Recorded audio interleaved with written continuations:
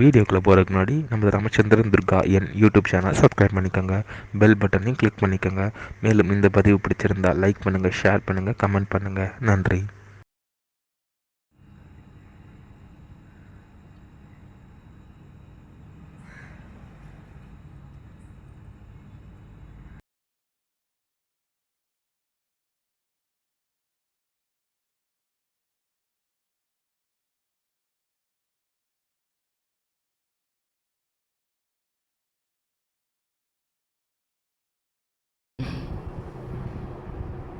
श्रीगुरुभ्यो नमः.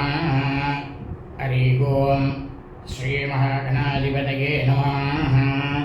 அனைவருக்கும் முதற்கண் கோடான கோடிய நமஸ்காரங்கள், வணக்கங்கள், வந்தனங்கள். அனைவருக்கும் அன்பு கலந்த இனிய ஆசீர்வாதங்கள். நமது ராமச்சந்திரன் துர்காயின் என்ற யூடியூப் சேனலிலே இன்றைய பதிவானது ஆவணி மாதத்தில் இருக்கக்கூடிய சூன்ய திதி பற்றிய முழு வழக்கம் தான் இன்றைய வீடியோ பதிவு. இந்த சூன்ய திதியில் நாம் எல்லாரும் எதையெல்லாம் செய்யலாம், எதையெல்லாம் செய்யக்கூடாது என்பதை பற்றி தான் இன்றைய பதிவானது. இந்த பதிவினை அனைவரும் நமது சேனலில் விஸ்வாவசு தமிழ் வருஷம் தமிழ் மாதங்களில் உள்ள சூன்ய திதி என்கின்ற தலைப்பிலே இருக்கும். அனைவரும் அந்த தலைப்பிலே சென்று பார்த்து அதன் பிரகாரம் கடைபிடித்துக் கொள்ளுமாறு அன்புடன் கேட்டுக்கொள்கின்றோம். ஸ்ரீராமஜெயம். சூன்ய திதி பற்றிய முழு விளக்கம். விஸ்வாவசு தமிழ் வருஷம் ஆவணி மாதம் 1/5/5126 நாள் 17/8/2025 ஞாயிற்றுக்கிழமை என்று ஸ்ராத்த திதியானது சூன்ய திதி.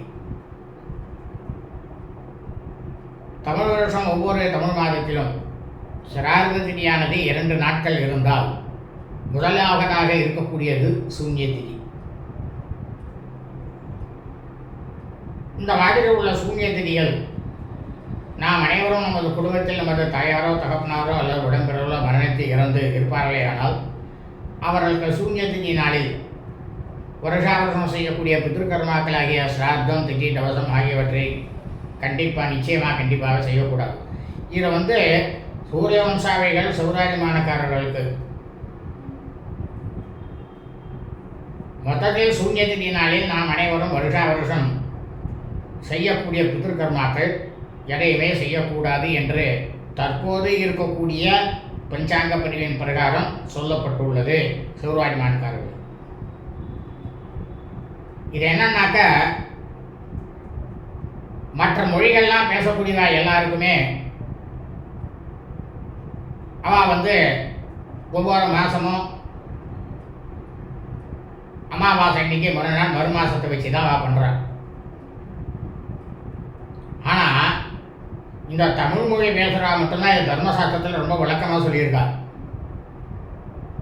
தமிழ் மொழி பேசுகிறவாளுக்கு மட்டும்தான் இந்த சௌராயமானக்காரர்கள், சாந்திரமானக்காரர்கள் என்று 2 பிரிவாக பிரிக்கப்பட்டு விட்டது. இது இன்னைக்கு இல்லை, 2000 வருஷத்துக்கு முன்னால் பிரிக்கப்பட்டது. ஆனால் மனுஷனா பிறந்தவ எல்லாருக்குமே தர்மசாஸ்திரத்தில் அனைத்தும் பொதுதான்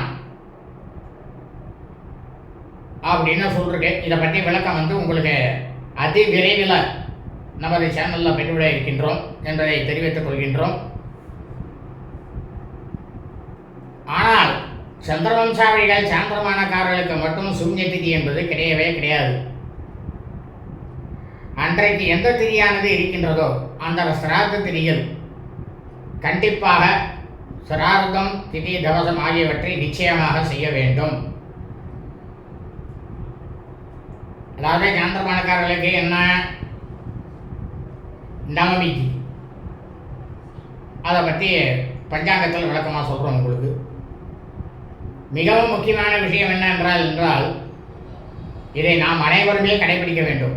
சூன்ய திதி நன்னாளில் நாம் அனைவருமே நமது அன்றாட பணிகளை மட்டும் செய்ய வேண்டுமே தவிர மற்ற எல்லா விதமான சுபகாரியங்கள், சுப நிகழ்ச்சிகள், புதிய பணிகள் மற்றும் வெளியூர் பிரயாணங்கள் ஆகியவற்றை எதையுமே கண்டிப்பாக நிச்சயமாக செய்யக்கூடாது என்றுதான் தர்மசாஸ்திரத்தில் சொல்லப்பட்டுள்ளது. இதற்கு ஆதாரமும் இருக்கின்றது. வாழ்க வளமுடன் நலமுடன். இனிய ஆசீர்வாதங்கள். லோகா சமஸ்தா ஸ்கினுவோ பவந்து. சுபம் அஸ்து. ததாஸ்து.